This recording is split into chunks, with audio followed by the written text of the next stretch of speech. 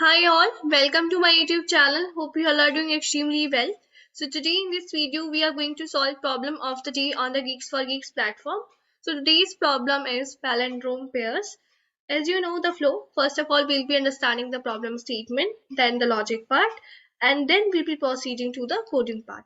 Before proceeding further to the video, it's a request that if you are new to this channel or if you haven't subscribed our channel till now, then guys please do consider subscribing my channel. It will really motivate me to make more such content for you, and definitely the channel will be helpful as I'm continuously putting the efforts, continuously putting the content for you. So do subscribe my channel and do join our Telegram family as well. The link for the Telegram channel is given in the description itself. So let's understand the problem statement now.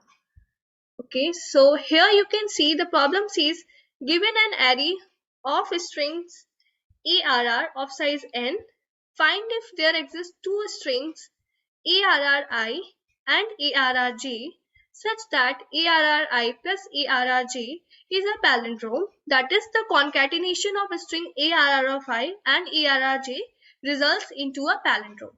Let's understand the same with the help of an example. So here you can see there are 6 elements or 6 strings in our array, right? So you can see we are having geeks or geek, ABC, PC, right? The output is a 1. Why? Because you can see there is a pair. The pair is of geekf and keeg, K-E-E-G. So when you are going to combine these two strings, geekf and K-E-E-G, you will be getting a palindrome, right? And that's what they are saying, that if you are getting a palindrome pair, you have to simply return 1. We'll be discussing about it further. In the example 2, you can see,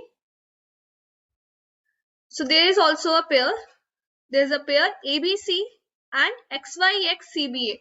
When you're going to combine this pair ABC, XYXCBA, you will be forming, it will be forming a palindrome, right? So that's why in the output we are having 1. So what our task is? Our task is to complete the function palindrome pair, which takes the array ARR is size n and returns true if palindrome pair exists and returns false otherwise. The driver code itself prints 1 if returned value is true and prints 0 if returned value is false. Expected time complexity as well they have specified, where L equal to length of longest substring in ARR.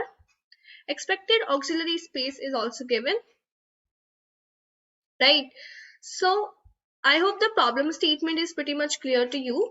Now the naive approach, or I should say the brute force approach, that must be there in your mind that we can use for solving this particular problem is that what we can do is do consider taking each pair. Like let's suppose this is the element that we took into consideration first.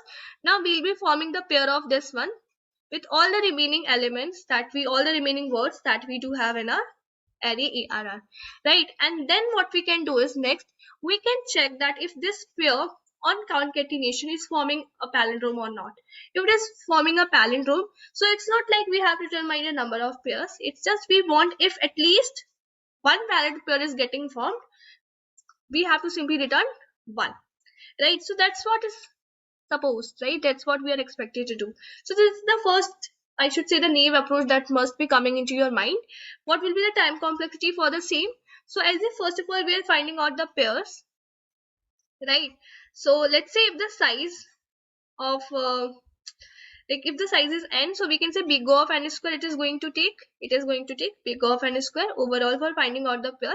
Now inside the loop itself we will be determining whether on concatenation we are getting a palindrome or not. So for this as well, like obviously there will be a time complexity that will be taken. So let's say on concatenation the length formed is k, so it will be big O of n square into k, right? This will be the time complexity. So can we do something better than this? Obviously we can. So you can try implementing the brute force approach first and then come up with an optimized solution. So let's understand the optimized solution now, that how basically we can reduce the time complexity. Well, as we were discussing to sort of optimize our solution so that we can reduce the time complexity, so here comes the role of hash map, right? So what we'll be doing is, you know that we are having words in our array, so we'll be putting these words in our hash map and So these words will be as a key in our hash map, and the value will be the index associated with them. For example, if let's consider this one case, so geekaf will be key, 0 will be the value, geeks key 1 value, or key 2 value, geek key 3 will be value, abc key 4 will be value, bc key and 5 will be value. So we have what done? We have done provided like we have used the hash map and we have provided these entries in our hash map. Now here are two scenarios to consider. Let's understand with the first one.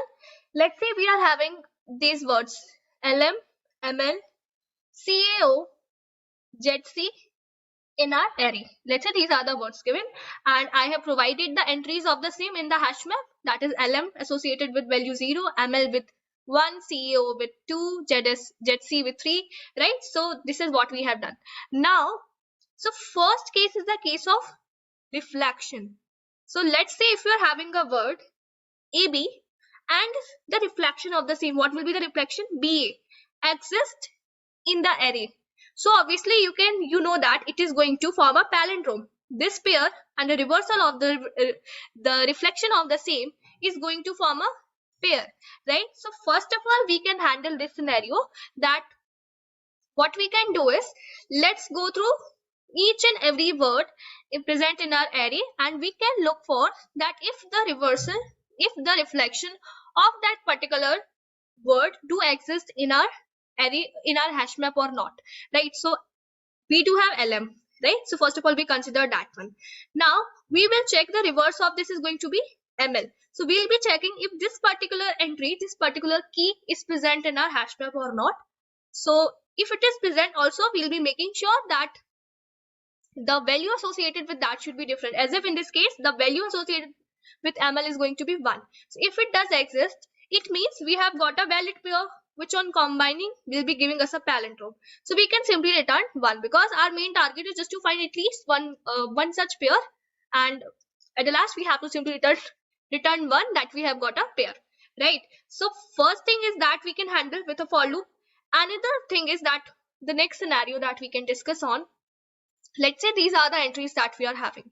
So we'll be taking a word, right? Let's say this geekaf we took into consideration, geekaf, right? So we'll be doing the splitting for that.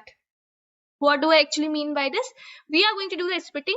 That first we took G, this we can say the left chunk, and the remaining is the right chunk. So here we'll be checking if the left chunk, that is palindrome, and right chunk, the reversal of the right chunk do exist in our hash map.